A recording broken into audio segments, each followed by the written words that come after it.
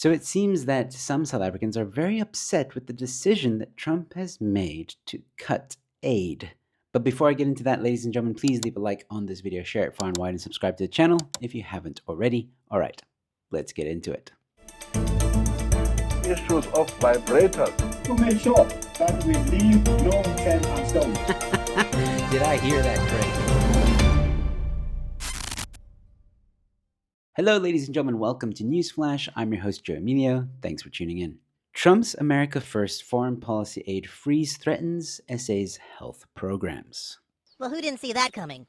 So a lot of South Africans are worried about this, apparently, because the USAID helps a lot of the healthcare programs here in South Africa. So what exactly does this mean? Well, before you panic, let's find out a little bit more detail about what exactly is going on. So the first thing you need to know is that it's a 90-day pause for assessment of programmatic efficiencies and consistency with U.S. foreign policy. Reviews of all programs would be ordered, and determinations on whether to continue, modify, or cease each foreign assistance program would then be made. And just in case you're curious, South Africa has received more than 8 billion rand to fight HIV and AIDS through PEPFAR since its inception in 2003. And according to foreignassistance.gov, through which the US government makes available its foreign assistance data, more than $17 million, that's 317.5 million rand, was earmarked for various VITS programs in 2024. So yes, the US helps out South Africa quite a bit with aid, and there's other ways in which the US helps out South Africa. But for the purposes of this story, we're talking about USAID. So let's be frank here. A lot of people are saying that Trump is doing this because South Africa is a socialist country and blah, blah. South Africa is not the only country affected by this move, by this executive order. There are other countries that receive US aid, and they're also being affected, and they're also going through the same process. And I think this is a good thing for the US. For too long, the US has been aiding other countries, and who knows what's really happening with that money. I mean, we've been fighting AIDS and HIV for years, and it doesn't feel like we've made any progress. So I'm sure at this point, Trump is just like, whoa, are we just pumping money into an empty hole here? Or is there actually something being done? Or is there corruption? And knowing the South African government, there probably is corruption. I'm sure that maybe some of the money went to those in need, but the rest probably didn't. Of course, this is all speculation, but knowing the ANC, we wouldn't be surprised now, would we? I find it hilarious, though, that some South Africans are crying about this, that some South Africans all of a sudden are like, no, America, don't leave us. Please, stay. When you can see all across social media sometimes, a lot of South Africans actually don't like the US. They don't like the US meddling in South African business or anything like that, except for when the US is giving them money, apparently. I mean, let's not forget what Cyril Ramaphosa said himself to Trump in 2016. Donald Trump must leave us alone.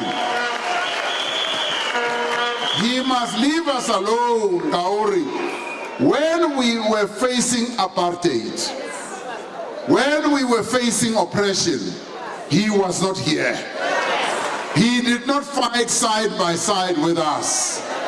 And we were able, on our own, yes, with support of progressive forces in the world, to resolve the apartheid question.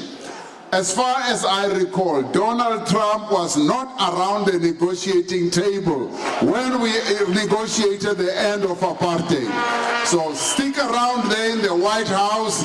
We will do our business here, and we will find solutions for our problems. So stay out of our issues, and we will not get involved in your issues in America. There you go. You have the president of South Africa telling Trump to leave South Africa alone.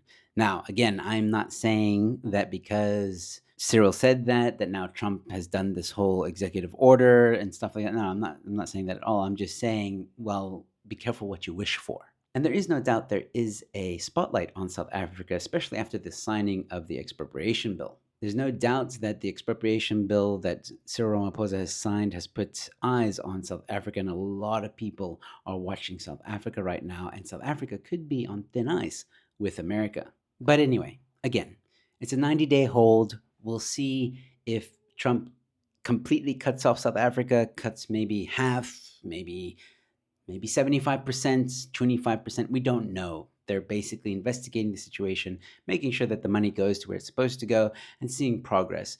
And depending on how all that turns out, he'll either reinstate it or he won't. Personally, I think this is a great move for Trump. He is taking care of his country. He's looking at what the country spends money on, and when it comes to foreign aid, he's saying, is it worth it? Does it work? And does it benefit the USA? If it does benefit the USA, he'll probably leave it. If it doesn't, he'll probably cut it. Because now he is America First focused.